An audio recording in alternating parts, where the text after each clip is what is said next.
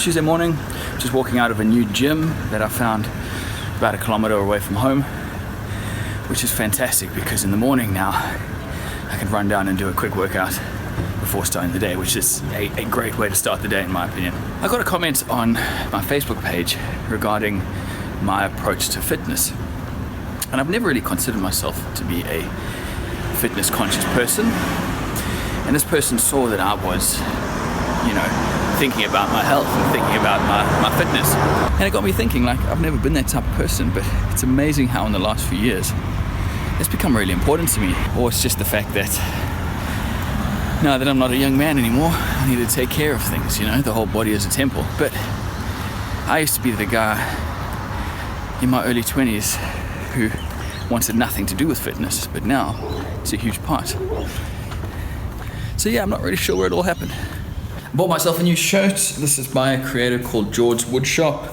He's out in Perth in Western Australia. Really nice shirt. I like the color, I like the design, so probably gonna wear that for today's new video. Are you wagging your tail at me?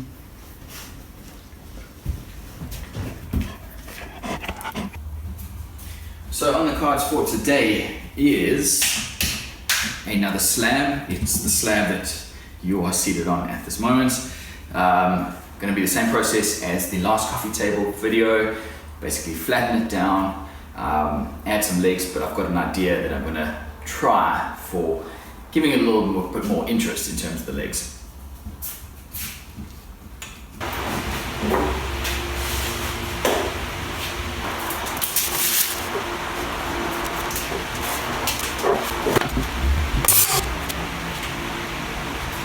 Alright, I reckon that's enough for today. As you can see, I've got through quite a bit of it, and it's looking pretty good so far. I reckon a couple more passes and I'll be all the way down to the level I need. I had to stop here because I was taking too big of a chunk, so I had to lift the right a bit up and continue. So really I've got to take off that much, plus this little bit here, which is probably only a couple mil. This corner is going to get cut off anyway, so I'm not too worried about that. So really, a couple more passes tomorrow and then I should be done. One thing that I'm going to do different with this table though when it comes to filling the cracks is, instead of using this 2-part epoxy, which is fine, but it's very expensive and it doesn't run as well as the stuff that you see on other YouTube videos.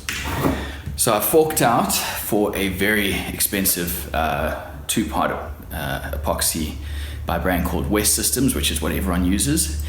And as soon as that gets delivered, I'm going to use it on this. The Live Edge coffee table video is doing so well.